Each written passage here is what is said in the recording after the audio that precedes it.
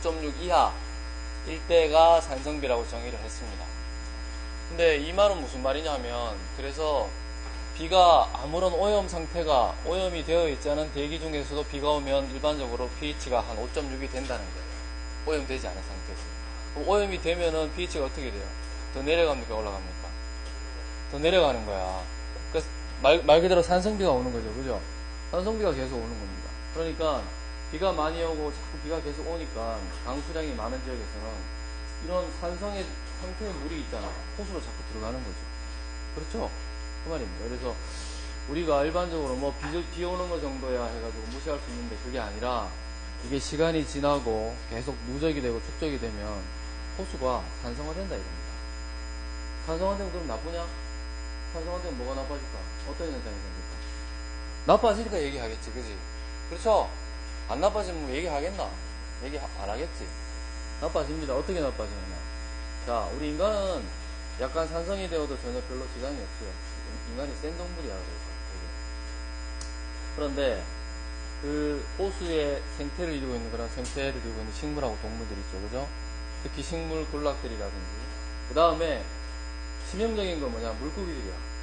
물고기들은 약간 이게 pH가 내려가서 산성화가 되면 어떤 현상이 생기냐면, 여기 설명이 나와있다. 나와있는데, 알루미늄 같은 것들, 이렇게 pH가 중성이나 알칼리 영역에서 있잖아. 이렇게 고체 상태로 그지 응집돼 가지고 결합돼 있단 말이야, 화합물이. 알겠습니까? 근데 그게 산성화가 되게 되면은 이게 화합물을 이루고 있는 것들이 어떻게 되냐면 슬슬슬 전부 다 녹아내려 가지고 이온화 된다고. 알루미늄 이온으로도 나오고 철 이온으로도 나오고 이온으로 자꾸 존재합니다, 물속에서. 그러니까 물속에 이온으로 존재할 때 어떻게 됩니까? 그것들이 물고기한테 굉장히 치명적인 독성이 될 수 있다. 독성. 화합물의 형태를 띠고 있으면 독성이 없습니다. 알겠습니까? 결합해가지고 화합물에 침전되어 있으니까 덩어리 되어 있단 말이에요. 근데 그게 산성이 되면은 이게 원래 결합되어 있는 것들이 전부 다 어떻게 돼요? 이온화가 잘 된다. 이온화가 잘 돼가지고 그런 이온들이 물고기에 있잖아. 그죠? 그런 대사에 장기에 있잖아. 엄청나게 치명적인 독성을 들고 있어서 다 죽게. 그래서 문제가 된다. 그래서. 알겠습니까? 자, 그렇다면은 이러한 산성화를 갖다가 자꾸 생기는데 이걸 어떻게 방지할 수 있을까? 설명은 내가 지금 이렇게 쭉 한 것이고. 자, 여기 나오네요. pH가 5.0 이하 정도가 되면은 굉장히 많이 산성화가, 이온화가 이루어질 수 있다. 알겠죠? 자, 그 다음에, 그래서 그럼 이러한 산성화를 갖다가 방지하기 위해서 우리가 뭐 어떤 작용을 생각할 수 있냐면, 바이카보네이트 버퍼링, 이렇게 제목입니다. 바이카보네이트 버퍼링. 자, 바이카보네이팅은 뭐지? 우리나라 말로 하면은 중탄산 이온이다, 그죠? 중탄산 이온. 중탄산 염이라고도 하고, 염이 이온이죠. 기호로는 H, CO3의 마이너스. 탄산은 뭐야? CO3 마이너스라고 했다, 그지? 탄산은 다시 뼈 외워놔라. 탄산은 뭐냐? CO3에 마이너스가 아니라 2 마이너스. 중탄산은 H가 하나 붙어서 더 무겁다. 중탄산. 그리고 바이카보네이트, 카보네이트 이렇게 됩니다. 알겠습니까? 자, 이 중탄산염을 갖다가 이용해서 우리가 어떤 그런 호수의 애시디피케이션을 막아보자 이거죠. 자, 그렇다면 어떻게 되냐면, 바이카보네이트는 여러분한테 얘기했고, 버퍼링은 뭐야? 버퍼. 그렇지, 말 그대로 우리나라는 완충이야, 완충. 충격을 받았을 때 충격 흡수하는 것도 완충작용이라고 하죠, 그죠? 마찬가지입니다. 완충작용이라고 하는 것은 뭐냐? 수중에서 pH가 있는데, 그죠? 그 pH 변화 요인들이 들어올 거 아닙니까? 알칼리든지 산성이든지 간에. 그런 알칼리도 되고 산성으로 되는 그런 변화하는 것들을 갖다 막아주려고 하죠. 그죠? 방지시켜주는 거. 그게 바로 완충입니다, 완충. 알겠죠? 자, 그럼 호수의 산성화를 완충시켜주는 게 뭐냐? 바로 바이카보네이트다. 바이카보네이트. HCO3 마이너스 이온이 물속에 많게 되면 어떻게 되냐면, 여기 설명이 나오죠. 여기 밑에. 완충작용을 하는데 어떻게 하느냐? 간단해. 자, 바이카보네이트 이온이 있으면 어떻게 됩니까? 물속에 수소이온하고 결합해가지고 뭘 만들어버립니까? 탄산, H2CO3 만들어버립니다. 여러분들, 탄산은 영어로는 카보닉 애시드라고 되어 있죠. 그렇지만 이거는 산성이 아니라 어떻습니까? 중성이. 알겠습니까? 그렇죠? 그래서 탄산이 생기는데 물속에 있는 수소이온을 갖다 없애주면 pH가 내려가는 걸 막을 거 아니야. 그렇죠? 네. 중탄산이 들어가면 수소이온을 결합해서 물속의 pH를 갖다가 내려가는 걸 막아준다. 그러니까 H이온을 소모한다는 뜻입니다. 소모한다는 뜻. 그렇죠? 만약에 H이온이 밖에서 계속 안 들어오게 되면, 안 들어오는데 탄산을, 바이카보네이트를 많이 넣어주게 되면 pH는 어떻게 될까요? 올라가겠죠, 이러죠. 그지? 물속에 기존에 있는 H이온들을 갖다가 중탄산이온이 소모를 하니까 H이온 없애주면 pH가 올라갈 거 아닙니까? 그렇죠? 이 경우는 뭐냐면, 자, 계속 밖에서 외부에서 H이온이 들어오는 경우에, 들어오면, 이게 없으면은 pH가 내려가지만, 이게 있으면은 수소이온을 갖다가 이용해가지고 탄산을 만들어서 pH가 변화하는 걸 막아준다. 그걸 갖다가 뭐라고 하느냐? 바이카보네이트 버퍼링이라고. 바이카보네이트. 제목에 의미가 다 들어가 있는 겁니다. 바이카보네이트를 해서 버퍼링 작용을 한다. 이런 거. 어렵게 생각하지 마. 알겠죠? 그래. 바이카보네이트가 있으면 수소이온 결합해가지고 탄산 만들어버리는 거예요. 이거 만들어버리는 거예요. 그러면 물속에 호수의 pH가 내려가는 걸 막아준다. 됐죠? 자, 그래서 여기 나오네요. To form neutral carbonic acid 해가지고 중성의 어떤 그런 탄산을 이렇게 형성한다 이런 뜻입니다. 그런 뜻이에요. 자, 쭉 가서 마찬가지 또 이야기 또 나옵니다. 자, importance of the local watershed 해가지고 어떤 그런 지역적인 어떤 그런 수채, 워터쉐드의 어떤 중요성 이런 게 얘기하는 거죠. 그렇다면 HCO3 마이너스 중탄산이 많을 때는 버퍼링 작용을 해가지고 pH가 내려가는 거 막아주는데, 그럼 HCO3 마이너스 바이카보네이트가 항상 존재하느냐? 존재하면 좋겠지만 존재 안 할 수도 있죠, 주변에. 그렇죠? 그렇죠? 그럴 경우에 주로 어떻게 되냐면 바로 이제 요기가 나오는 거예요. 자, 5-37, 5-38을 한번 보자. 5-37에서 얘기하는 것은 뭐냐? 자, 여러분들 탄산칼슘 GaCO3는 탄산칼슘이라는 걸 쉽게 알 수 있습니다. 이게 탄산이 되는 것이고 G가 칼슘이니까. 근데 이제 이름은 라임스톤입니다. 라임스톤이 우리나라 말로 뭐지? 그래, 석회석. 그죠? 석회석. 영어로 라임스톤. 헷갈리지 말고 생각하고. 기온 화학식은 어떻게 돼? CaCO3. 다른 말로 하면 어떻게 됩니까? 탄산칼슘이죠, 그죠? 탄산칼슘이잖아, 탄산칼슘. 탄산칼슘. 이렇게 되어 있습니다. 자, 이 탄산칼슘을 이용하면은, 탄산칼슘을 넣어준다? 넣어주면 어떻게 됩니까? 물속에 수소연이 있으면 이제 pH가 내려가겠죠? 그럼 비가 왔어. 산성비가 많이 왔어. 수소연이 많이 농도가 증가했겠죠? 근데 탄산칼슘을 넣어주면 어떻게 됩니까? 이거하고 수소하고 결합해가지고 칼슘 이온하고 또 뭐가 생깁니까? 아까 얘기했던, 그렇죠, HCO3- 중탄산 이온 바이카보네이트가 생깁니다.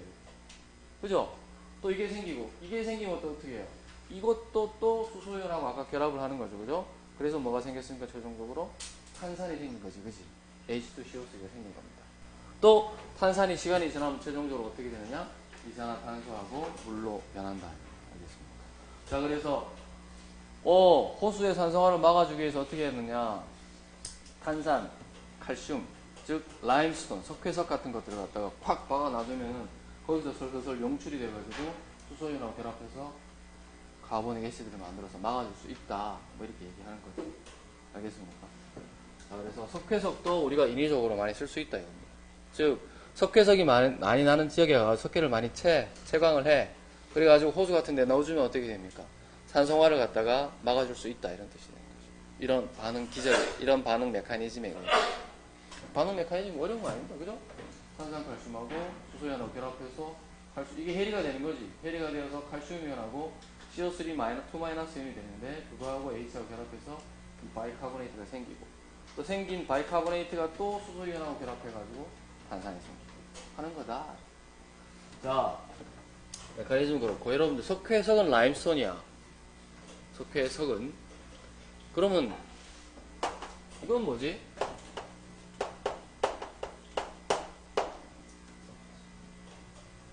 석회석?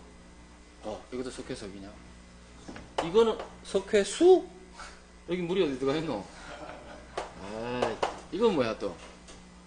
칼슘 삼형제. 헷갈리지 말라고. 여러분들 헷갈리는 걸 찾고 있는데 헷갈리죠? 근데 적어줄게요. 책에는 안 나옵니다. 알려줄게. 자, 이것도 많이 씁니다, 여러분. 그죠?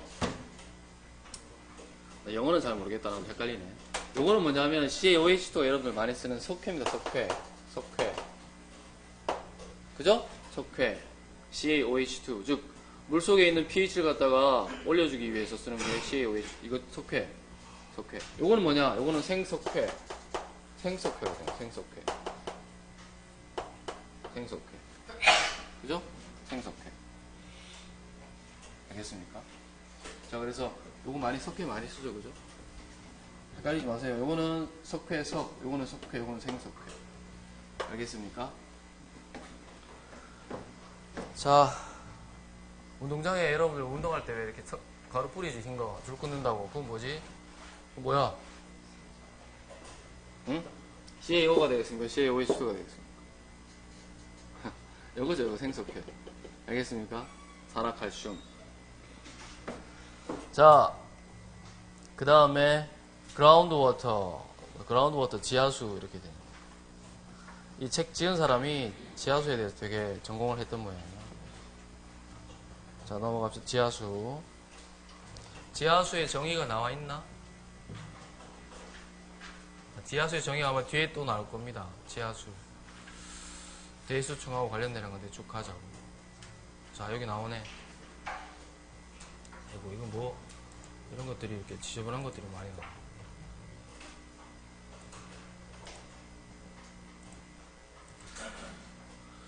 자, 여러분이 그라운드 워터라고 하면 말 그대로 지하로 흐르는 물들이죠, 그죠? 지하로 흐르는 물들인데, 뭐, 지하수를 얘기하기 전에, 여기, 아퀴퍼라는 거 한번 먼저 봅시다. 이거 우리나라 말로 하면 어떻게 되냐면, 이건 대수층이라고 합니다. 대수층. 아퀴퍼라고 하는 것은 대수층이라고 합니다.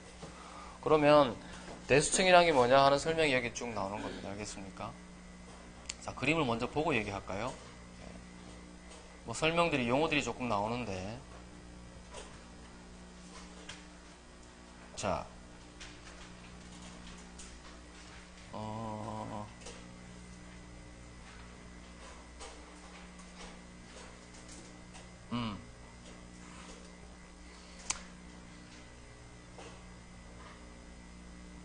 자, 그래, 그림을 먼저 보고 얘기하자.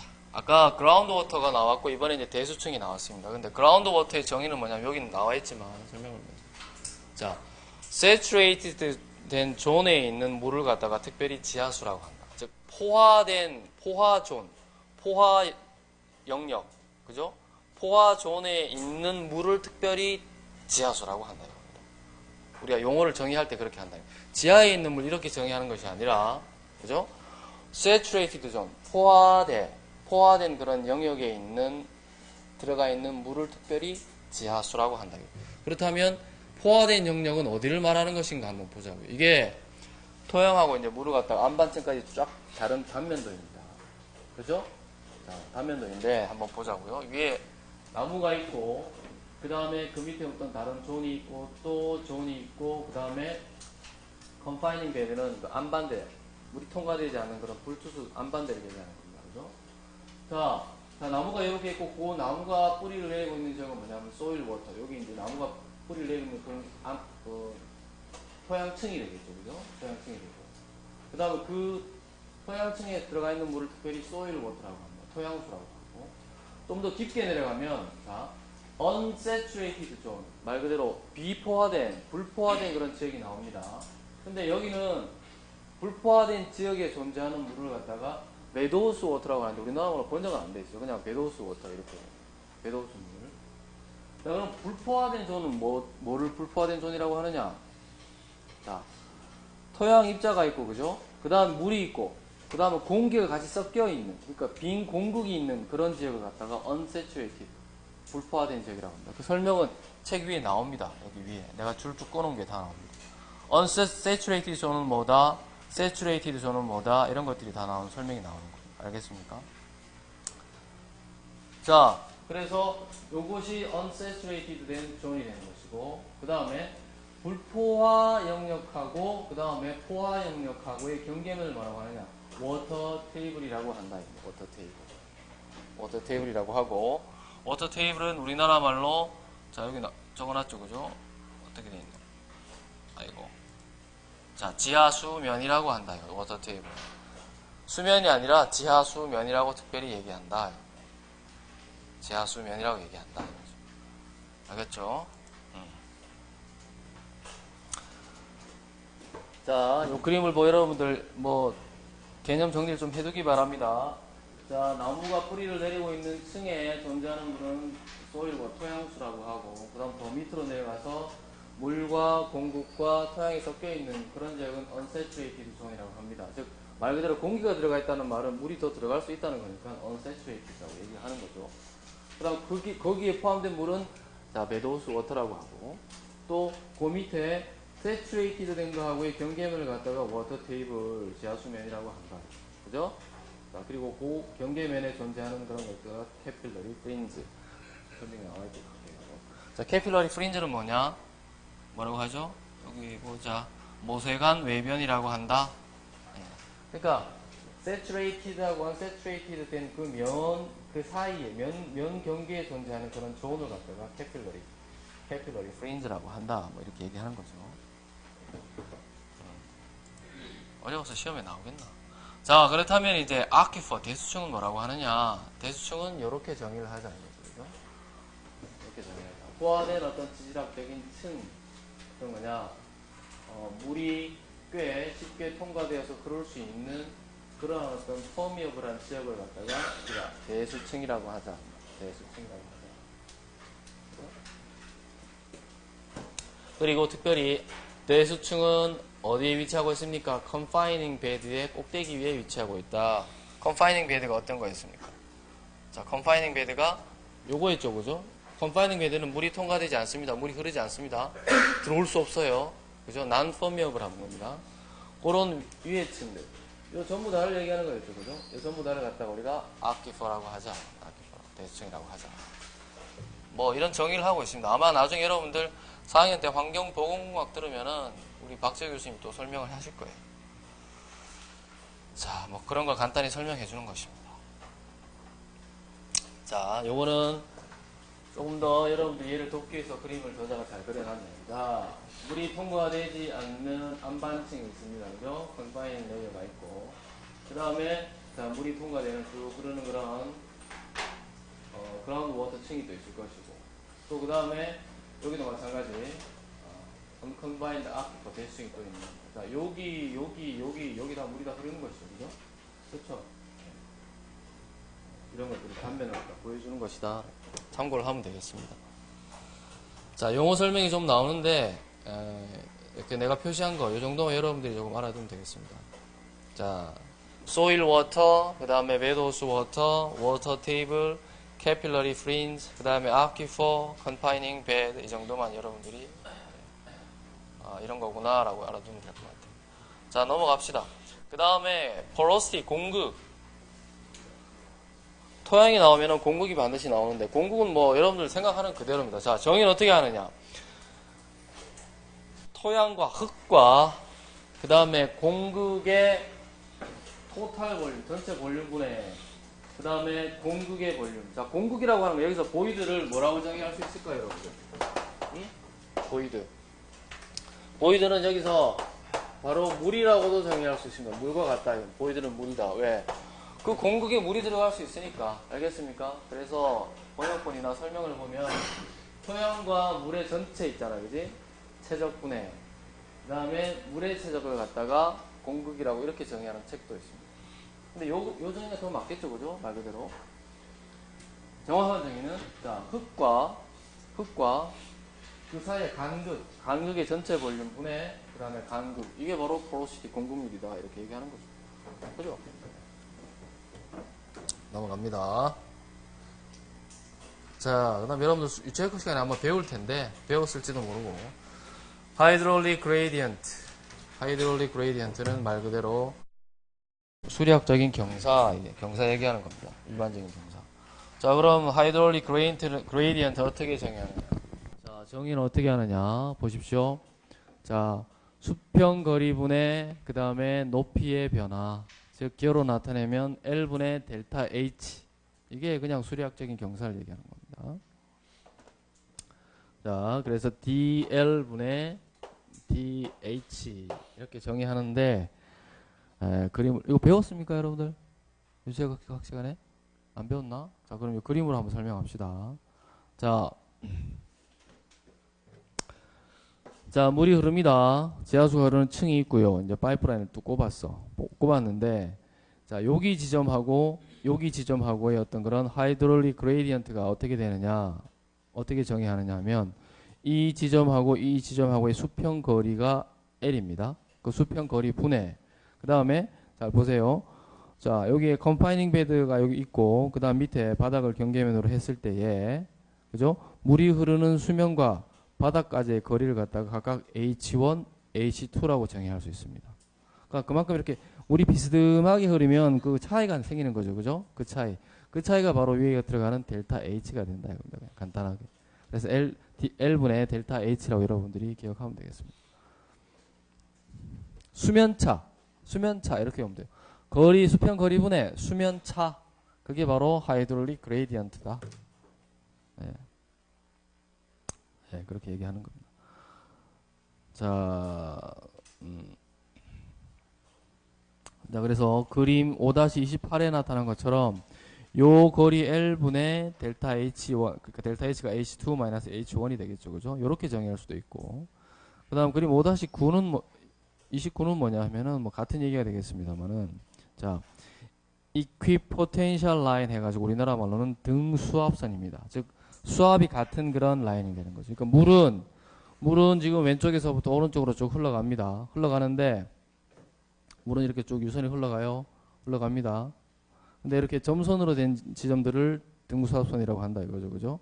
그리고 여기다가 파이프라인을 두 개 아까처럼 팍 꼽았는데, 마찬가지로 그때의 그레이디언트는 역시 이 파이프 사이의 수평 거리 L분의 그 다음에 H2-H1이다. 이렇게 정의하는 거죠.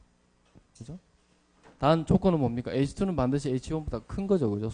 수위차를 갖다 얘기하는데 같은 얘기를 하고 있습니다. 자, 여기서는 여러분들 이런 용어 정의만 조금 알아두고 특별하게 문제는 풀고 넘어가지 않겠습니다. 네, 문제 풀 필요가 없어요. 그 다음에 다라시의 법칙. 다라시의 법칙도 여기서 또 다루고 있는데 이거는 수리에서도 여러분들이 할 것이고, 그 다음에 그 기초 토질에서도 아마 합니다. 다라시의 법칙. 자, 다라시의 법칙 한번 그냥 또 보고 갑시다. 자, 플로우 레이트. 유량입니다. 유량. 그죠? 유량은 자, KA 그 다음에 곱하기 DL분의 DH. 자, 하이드롤릭 그레이디언트를 갖다 곱해주는 거죠. 여기서 K는 뭐냐? 수리 전도도 혹은 투수 개수 이렇게 정의할 수 있고, A는 자, 크로스 섹셔널이니까 단면적입니다. 단면적. 그죠? 단면적. 그 다음에 DL분의 DH는 아까 얘기했던 하이드롤릭 그레이디언트가 된다 이거죠. L분의 델타 H가 된다 이겁니다. L분의 델타 H. 그죠? 이게 이제 다르시의 법칙. 다르시라는 사람이 만든 겁니다. 이건 뭐냐면은 토양 속에서 물이 이렇게 흘러가잖아. 그래, 물이 흘러갈 때 그 흘러가는 어떤 그런 유량, 그 계산할 때 쓰는 것이 이제 이겁니다. Q를 계산하는 겁니다. 알겠습니까? 아마 배울 거예요, 여러분들. 좀 있으면. 자, 다르시의 법칙, 이거 넘어갑니다. 할 거니까. 이건 기초에서 많이 다루는 겁니다, 여러분. 특별히 어려운 건 없고요. 자, 쭉쭉 넘어가자, 그냥. 쭉 다 넘어가서,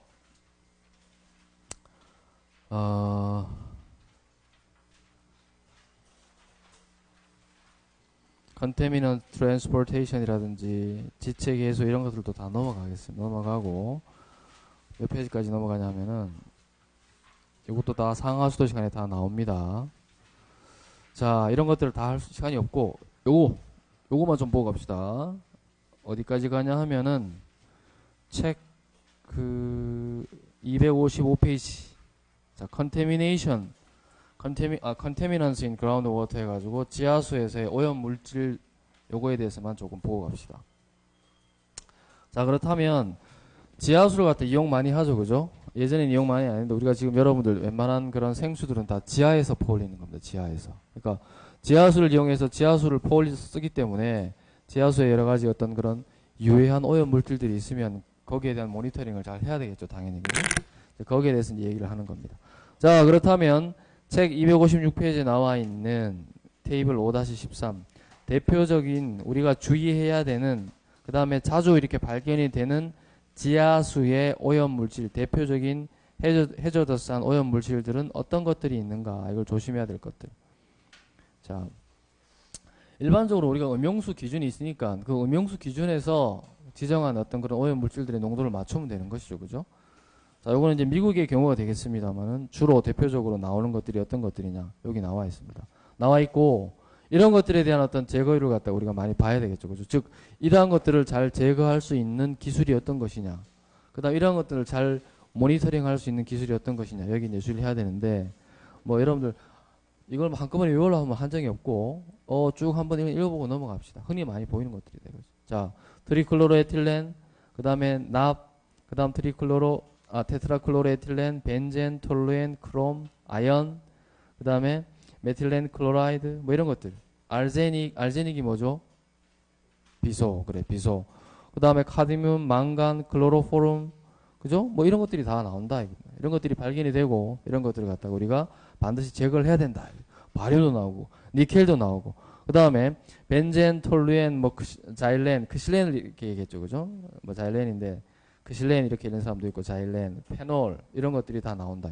근데 이런 것들은 주로 어디서 나오느냐? 전부 다 이러한 어떤 산업에서 나오는 그런 발생되는 폐수에 많이 포함되어 있다, 이거죠.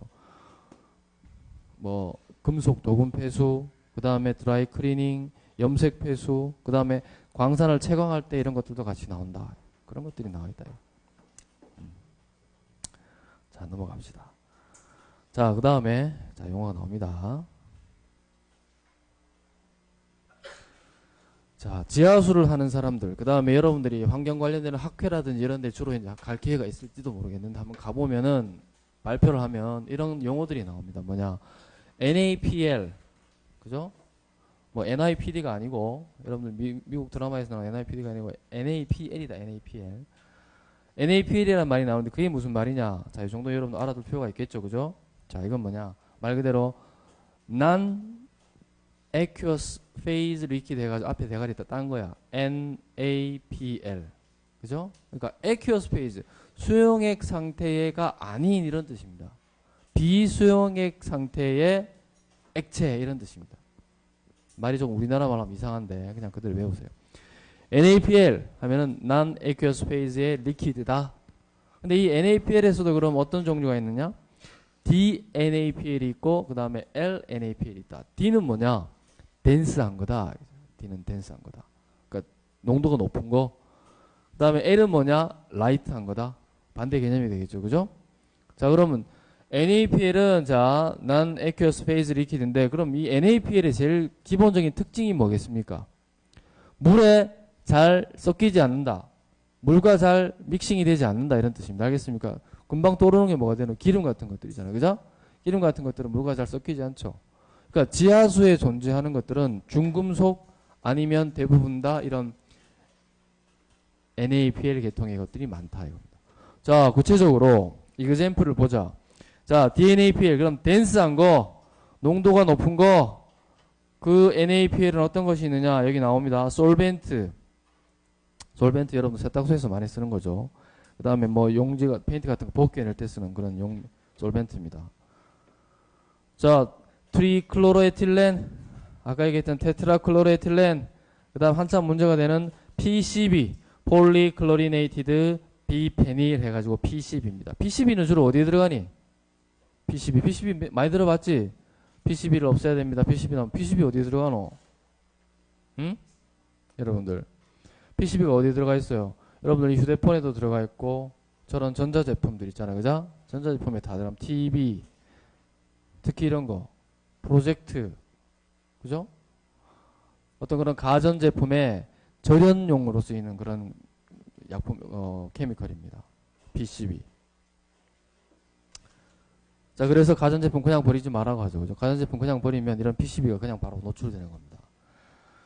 자, 그 다음에 농약, 뭐, 이런 것들이 있다. PAH, 방향족, 탄화수소 물질, PAH, 이런 것들이 전부 다, DNAPL이다. 덴스한 것들이다. 반면에, 라이트한 것들은 뭐냐? 라이트한 것들이 주로 여기 나오는 퓨얼입니다. 기름이다. 이거죠, 기름. 자, 이 표를 보면, DNAPL은 이런 것들이 있는데 베놀도 DNAPL입니다. 라이트한 것들은 뭐냐? 벤젠, 톨루엔, 자일렌 이런 것들이다. BTEX 이런 것들은 전부 다 라이트한 거다 이거죠. 라이트하지만 NaPl이다. 난 aqueous phase의 리퀴드입니다. 알겠습니까? 네, 이런 것들이 지하수 오염하는 사람들의 주 그 타겟으로 하는 컨테미넌츠가 된다 이런 뜻이죠. 됐죠? 자, 넘어갑시다. 기름들은 전부 다 뭐다? LNaPl이다. 자, 됐고. 자, 그 다음에 그럼 그라운드 워터가 오염되었을 때 그것을 갖다가 정화하는 기술, 그런 기술들은 주로 어떤 것이 있는가 한번 봅시다. 첫 번째, 자, 여기서 그래서 그라운드 워터 레미디에이션. 자, 레미디에이션은 복원, 뭐 회복 이런 뜻이죠, 그죠? 치유하는 것들. 그래서 지하수가 오염되었을 때 그것을 갖다가 복원시키는 기술, 그런 것들입니다. 자, 여러분들 이게 현실적으로 어떤 그 상황하고 관련이 있냐면 지금 용산에 미군 기지 다 지금 자 이전했지, 결정해서 이전했죠, 그죠? 어디로 갔노? 평택으로 갔나? 갔습니다. 갔는데 군부대는 아무도 못 들어가죠, 잘. 근데 군부대 들어가 보면은 쓱 가보면 나중에 어떻게 돼요? 토양들이 전부 다 오염되어 있습니다. 왜? 거기 안에 무슨 탱크도 있고, 그죠? 그 다음 차량, 그 수송용 차량들이 되게 많죠. 그럼 그 기름들을 많이 쓸 거 아니야. 유류를 많이 쓰죠. 근데 군부대는 함부로 들어갈 수 없기 때문에 걔들이 제대로 관리를 안 합니다. 그러니까 기름 같은 것들이 붓다가 쏟고 말이지, 흘리고 제대로 관리 안 하는 거죠. 그래서 가보면 오염된 토양들이, 부지들이 굉장히 많이 있습니다. 기름으로. 그죠? 그러니까 토양이 오염되어 있으니까 그걸 갖다 복원을 해야 될 거 아닙니까? 자, 그래서 그러한 유류로 오염된 토양을 복원하는 그냥 기술들에 대해서 지금 간단하게 얘기하겠다 이런 거죠. 그러니까 기름만 있는 것이 아니고 기름에 여러 가지 중금속도 포함되어 있고, 자, DNaPl, LNaPl 이런 것들이 많이 포함되어 있겠죠, 그죠? 그런 것들을 어떻게 처리하느냐, 처리하는 기술에 대해서 간단하게 얘기하겠다 이겁니다. 지금 우리 학교에도 여기 박재호 교수님이 그 사업단 하고 있죠, 그죠? 무슨 녹색 복합오염 토양 사업단인가 뭐 있습니다. 그게 뭐냐면 이런 오염된 토양을 갖다가 이제 복원하는 기술들, 거기에 관련된 연구를 하는 것이죠, 그죠?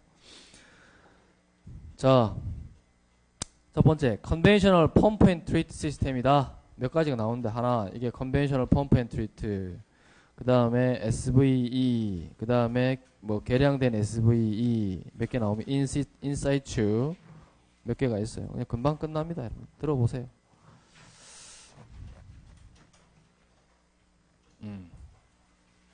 그림이 안 나오나? 자, 봐봐라. 그림 일단 한번 보자. 이겁니다, 이거. 여러분들 책 몇 페이지인지 모르겠다. 261페이지가 되겠네. 자, 이게 이제 아까 토양이라고 치면, 단면이라고 치면 이게 이제 saturated 존이고, 이건 unsaturated겠죠, 그죠? 예. 흙과 공기와 물이 섞여 있는 그런 비포화, 불포화 존이 되는 것이고, saturated 존은 물이 흐르는 그런 saturated 존입니다. 꽉 차가지고, 물과 토양이 꽉 차서 보이드가, 공급이 없는 게 saturated 존입니다.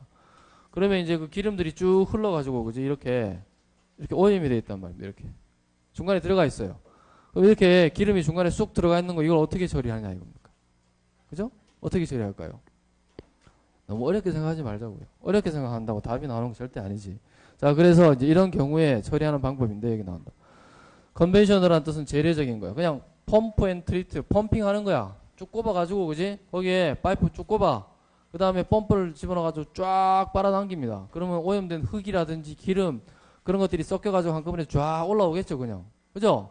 뽑아 올려가지고 어떻게 돼요? 따로 지상에서 따로 그걸 처리하는 겁니다. 알겠습니까? 용매로 기름 녹여내고, 토양 씻어내고, 그럼 토양 깨끗하게 씻어냈지?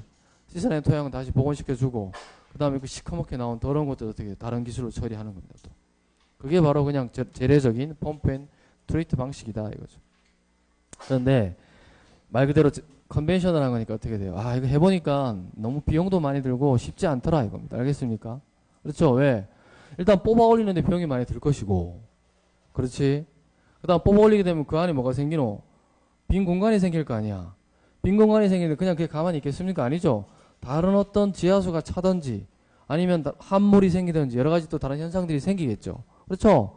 그래서 싱크홀 같은 게 생길 수도 있단 말입니다. 쑥쑥 꺼진단 말이에요, 땅들이 잘못하면. 그래서 이 방법이 제일 확실하긴 하겠지만 돈도 많이 들고 또 부가적인 어떤 그런 위험의 요소가 있기 때문에 말 그대로 컨벤셔널하다. 이제는 요새는 잘 안 쓴다 이겁니다. 알겠습니까? 그럼 어떻게 해야 되겠어요? 업그레이드된, 업데이트된 그런 기술은 뭘까? 컨벤셔널 말고 그냥 그대로 놔두고 하는 거겠지, 그지?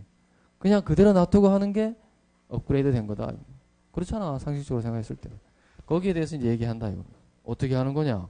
첫 번째, soil vapor extraction이라고 합니다. soil vapor extraction. 그래서 줄여서 SUV 시스템이라고 합니다. SVE 시스템이라고. SVE 시스템. 자, 어떤 거냐? 요렇게 하는 겁니다. 옆에 자, 이제 오염된 지역이 이렇게 있어요. 오염된 게 이렇게 있습니다. 그러면 지상에 이렇게 처리하는 간이 시설을 만들어 놓고 이 주변 옆에다가 파이프를 쿵쿵 박아 놓고 공기를 갖다가 인위적으로 집어넣을 수도 있는데 그냥 일반적으로 그냥 놔둡니다. 바람이 좀 대충 쑥 들어가게. 그래서 자, 여기서 공기가 들어가는 어떤 그런 파이프 같은 것들을 구멍을 뚫어서 만들어 놓고 공기가 들어가겠죠, 그죠?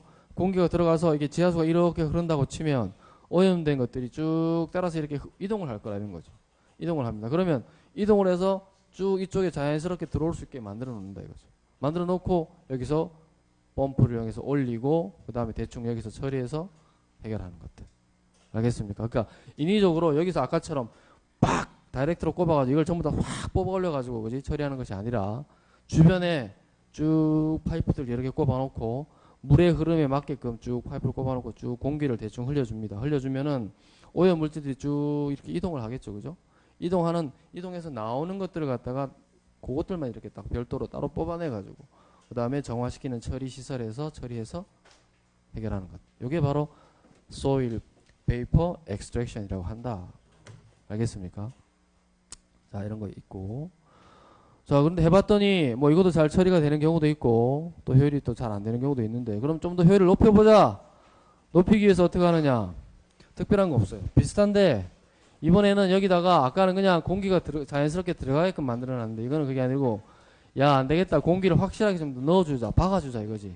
공기를 확 넣어주면은 토양이 부풀 거 아닙니까? 부풀고 그 들어간 공기가 어디든지 가야 될 거 아니야, 그지? 그래서 막 인위적으로 넣어주게 되면 어떻게 돼요? 그게 오염 물질과 막 믹싱이 돼가지고 밖으로 나오려고 한다 이겁니다. 나오려고. 나오는데 그 나오는 것들을 갖다가 좀 더 다시 따로 차집을 해가지고 처리를 하자 이거죠. 그렇죠, 그죠? 그래서 첫 번째 SVE는 뭐냐면 오염 물질이 unsaturated하고 saturated된 그 사이에 이렇게 존재하는 경우에 쓰는 것이 주로 SVE가 되는 것이고, 기름이 더 깊게 들어갔네? 야, 이게 지금 saturated 존에 지금 들어가 있는 경우도 있네? 이런 경우는 어떻게 됩니까? 이렇게 컴프레서를 써가지고 combining air sparging 해서 SVE를 갖다가 처리하는 경우가 있다 이거죠. 그 차이가 있다 이거죠. 됐지? 자, 그 다음에 세 번째. 뭐 정확하게 하면 네 번째가 되네. 인사이추는 말 그대로 여러분들 용어가 인사이추라는 게 있습니다. 인사이추 이게 무슨 라틴어 같은 건데 그 다음 반대가 엑스시추 이것도 있습니다. 인사이추는 현장에서 있는 그대로 아무것도 손 안 대고 현장에서 처리하는 거예요. 현장에서. 알겠습니까? 그런 뜻입니다. 현장에서 그러니까 부지 현장 내에서 처리하는 겁니다. 알겠습니까? X는 뭐냐? 따로 빼내가지고 처리하는 것입니다. 알겠습니까? 이것도 들어봤지? 인비보. X. 인비보. 이거는 그냥 참고로 알아두기보면 엑스비보인가? 엑스비보? 인비보. 인비보라고 하는 것은 이건 생물하는 사람들이 주로 쓰는 건데 생체 내에서 동물, 쥐나 사람 몸 그대로 놔두고 그 안에서 집어넣어서 이렇게 막 실험하는 거. 이게 인비보라고 합니다. 그죠? 근데 암세포 같은 거 떼내가지고 따로 이렇게 배양해서 하는 거 그런 것들은 X라고 하는 거죠. 엑스비보라고 하는 거죠. 뭐 이건 참고적으로 알아두기 바라고. 우리 환경 관련된 걸 얘기하면 인사이추라고 하는 것은 오염된 물질이 있는데 그 오염된 물질을 포함하는 그 지형 그대로 놔두고 거기서 그냥 정화시키는 것이 인사이추라고 하는 것이고 오염 물질을 뽑아내가지고 처리하는 것들은 전부 다 X사이추가 된다 이거죠. 아까 얘기했던 거 컨벤셔널 한 거, 그 다음에 SVE, 그 다음에 에어스파징이 결합된 SVE 전부 다 어떤 거입니까? 그건 X시추에 해당하는 거지, 그지? 오염 물질을 뽑아내가지고 처리하는 거잖아요, 그죠? 알겠습니까? 그럼 자, 인사이추는 어떤 것이 있느냐? 인사이추인데 자, 바이오 리메디에이션이다. 바이오가 들어갔다. 바이오. 바이오가 들어갔다. 바이오가 들어갔어요. 바이오가 들어갔는데 뭐냐? 자, 요거다. 오염물질이 지금 포화전이네 이렇게 있습니다. 그러면 파이프를 확 꼽아가지고 뭘 집어넣어 주냐면 공기하고 그 다음에 미생물을 같이 집어넣어 주는 겁니다. 자, 미생물이 살아갈 수 있게 산소를 집어넣어 주면 어떻게 돼요? 미생물이 산소를 이용해가지고 여기 오염되어 있는 것들을 갖다가 먹이를 이용해서 이걸 갖다 분해시키는 거죠. 우리 오염된 물 분해시키는 거하고 똑같은 기작이다. 알겠습니까? 그래서 뽑아올리는 게 없어. 그냥 넣어주기만 계속 넣어주기만 하는 겁니다. 산소 넣어주고 미생물 넣어주고 그 다음에 뉴트리언츠 맛있는 영양분 같은 거 영양제 넣어주고 그래가지고 이 안에서 오랫동안 놔두면 자동적으로 미생물이 이것들을 갖다가 분해시킬 수 있도록 만들어주는 기술. 이게 뭐다? 인사이트 바이오 레메디에이션이다. 이렇게 얘기하는 거예요. 알겠습니까? 알았나? 오케이. 자, 뭐 이런 것들이 있다. 이렇게 알아두면 될 것 같습니다. 자, 그 다음에 요거는 그냥 참고적으로 한번 얘기할게요. 이건 미국 사람들이 우리나라에서 외국으로 공부하러 많이 갔어요. 많이 갔는데 어디로 주로 많이 갔겠어요, 여러분들? 환경하는 사람들이 어디 출신이 많겠습니까? 참고적으로 텍사스 출신이 많습니다. 텍사스 주신수가 있는 텍사스 레인저스 알지? 텍사스에서 공부 많이 했어요. 근데 여러분들 텍사스에 가면 뭐가 많이 나오노? 텍사스의 산물이 뭐야? 출신 없나? 여기 혹시 갔다 온 사람 없어? 텍사스 뭐가 많이 나오노 얘들아? 그거 아이가 그거 뭐 주심수가 많다고 이거 아이가 이거 기름 아이가 기름 봤지? 그거 이렇게 뭐 기름 채굴하는 거 이렇게 왔다 갔다 하는 뭐 기계 같은 것도 보고 영화에서 안 봤나? 이놈 시기를 몸이 건조한 놈들. 기름이 많이 납니다. 기름이 많이 난다고. 그래서 텍사스 가보면은 박물관에 가면 사람들이 뭘 얘기하냐면 우리는 기름보다 물을 달라 이렇게 얘기했습니다. 그 사람들은. 기름이 너무 많이 나가지고 물이 없는 거예요. 우리도 물. 우리는 물보다 기름이 없잖아. 근데 텍사스 사람들은 기름이 엄청 나가지고 어떻게 돼요? 돈을 많이 번 거죠. 돈이 많은 거야. 중동 애들 돈 많지? 걔들 뭐 끝내주잖아 돈. 그지? 엄청나게 돈이 많습니다. 뭐지? 얼마 전에 인터넷 보니까 뭐 예멘 폭격한 공군 조종사들한테 벤틀리 선물한다고 해서 뭐 나오대. 벤틀리 굉장히 비싼 차죠. 그죠? 몇 억 가는 겁니다. 하여튼 기름으로 팔아가지고 돈을 많이 벌었어요. 텍사스도 마찬가지다 이겁니다. 알겠습니까? 그래서 돈이 많으니까 어떻게 돼요? 학생들한테 장학금을 많이 주는 거야. 그러니까 유학생들이 텍사스에 많이 가서 텍사스 출신이 많은 겁니다. 알겠습니까? 참고적으로 그냥 얘기한 거야. 진짜 가보면은 기름 이제 그만 보고 싶다. 기름 냄새 맡기 싫다. 물을 달라고 막 이렇게 얘기하는 사람들이. 텍사스 주민들이. 자, 그래서 그 기름이 많이 나기 때문에 오히려 돈도 많이 벌지만 또 동시에 아까 내가 얘기했던 기름의 어떤 그런 누출로 인한 오염도 많이 생긴다 이거죠. 그렇겠죠, 그죠? 그래서 거기서 많이 이제 한 게 뭐냐면 얘들은 굉장히 스케일이 큽니다. 이 그림은 굉장히 간단하게 그려놨지만 이 토양층에다가 굉장히 큰 있잖아. 어디 그런 산화벽 같은 걸 갖다가 있잖아. 확 꼽아버리면 예를 들어서 이런 어떤 그런 큰 벽체, 어마어마한 벽체를 갖다가 그냥 기름이 오염돼 있죠. 그럼 기름이 오염돼가 이렇게 쭉 흐르는데 거기에 확 중간에 꼽아버리는 거예요. 그러면 기름이 쭉 부딪혀가지고 쭉 흘러나오면서 자동적으로 어느 정도 정화가 되게끔.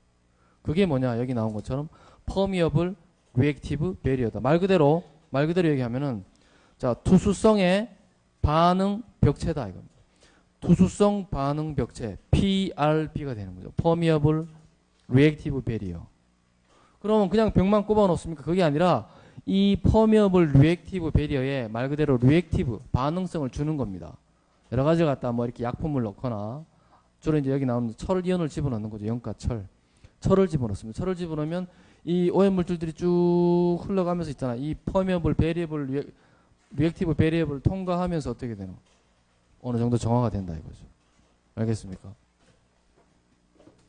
자, 그럼 보자고. 이걸 되게 많이 썼습니다. 여기서 이걸 굉장히 연구를 많이 한 거예요. 그래서 텍사스 출신들 보면 전부 다 이거 연구했어. 전공이 뭐예요? 물어보면 PRB 했습니다. PRB. 자, 그래서 permeable reactive barrier의 주요 메커니즘이 간단하게 얘기하면 어떻게 되느냐. 자, 나옵니다. most common material 해가지고 나오는 게 뭐냐면 알갱이 타입의 철가루. 알지? 철가루입니다. 아이언. 그죠? 근데 제로 베일런트 해가지고 영가철이다 이거죠. 영가철이 뭐냐? FE인데 영가 가수가 제로다 이거죠. 즉 FE에 2 플러스라든지 FE에 3 플러스 처리 아니라 FE의 영가 처리다. 이거 갖다 특별히 GBI라고 한다. ZVI라고 한다. 제로 베일런트의 아이언이다 이거죠. 그죠? 즉 리액티브 퍼미어블 리액티브 베리어의 주요 소재가 뭐냐? ZVI다 이겁니다. 이걸 주로 썼다 이거죠. 자, 이걸 주로 쓰면은 어떻게 되느냐? 오염물질이 흘러가면서 반응을 해가지고 이 영가 처리 뭐가 됩니까? 2가도 되고 3가도 되고 이렇게 해서 반응해서 산화도 시키고 환원도 시키고 하는 겁니다. 알겠죠? 자, 그럼 그 메커니즘을 좀 더 구체적으로 보자 이겁니다. 자, 5-60에서 5-62까지. 자, 영가철 벽체를 꽉 막아놨습니다. 막아놨는데 그게 통과되면서 어떻게 돼요? 보니까 영가철이 뭐로 바뀌었어요? 전자를 잃어버리고 이가철로 바뀌었죠. 그죠? 그렇죠? 또 그 다음에 이런 오염물질들이 수소하고 만나가지고 전자가 있으면 어떻게 돼요? 이거하고 이거로 된다 이겁니다. 자, 여기서 5-60식에 처음 나오는 것은 뭐냐 하면 요거는 자 그런 어떤 벽체에서의 철의 어떤 그런 반응 기작을 얘기하는 것이고, 두 번째는 오염물질이 정화되는 기작을 얘기하는 겁니다. 요거는 오염물질이야. HC2Cl3는 오염물질입니다. 대표적인 오염물질. 자, 영가 처리 쭉 통과하면서 전자를 잊어버려가지고 이가 처리원으로 되고, 그 다음에 이 생성된 나온 전자가 수소하고 결합을 해가지고 이걸 갖다가 여기 있는 염소를 떼내는 겁니다. 염소를 갖다가. 염소를 떼내면 오염물질의 독성이 확 줄어요. 알겠습니까? 그걸 우리가 전공적인 용어로 탈염소 반응이라고 하는데, 염소가 붙은 것들은 그죠? 트리클로로에틸렌, 뭐 테트라클로로에틸렌 이런 것들은 염소가 붙으면 굉장히 독성이 세. 근데 거기서 염소를 딱 떼버리면은 독성이 많이 줍니다. 알겠지? 그러니까 탈염소 반응을 하기 위한 어떤 그런 메커니즘이 된다 이거지. 자, 그래서 영가 처리, 이가철로 되는 것은 어떻게 됩니까? 옥시데이션, 산화 반응이 되는 것이고, 그 다음에 이 HC2Cl3라고 하는 것이 전자랑 만나서 염소가 떨어지는 것은 환원 반응이 된다 이거죠. 알겠습니까? 그래서 오염물질이 제거된다. 이 반응을 여러분들한테 가르쳐주고 싶은 게 아니라 나는 이걸 얘기하고 싶은데, 마지막으로 자, 여러분들 이것도 하나 기억해. 내가 저기 산화 환원 반응에 대해서 얘기해줬나? 적어줬지? 그지? 안 해줬어? 자, 여러분들 산화 환원 반응 뭐 해주고 싶은데. 산화 환원.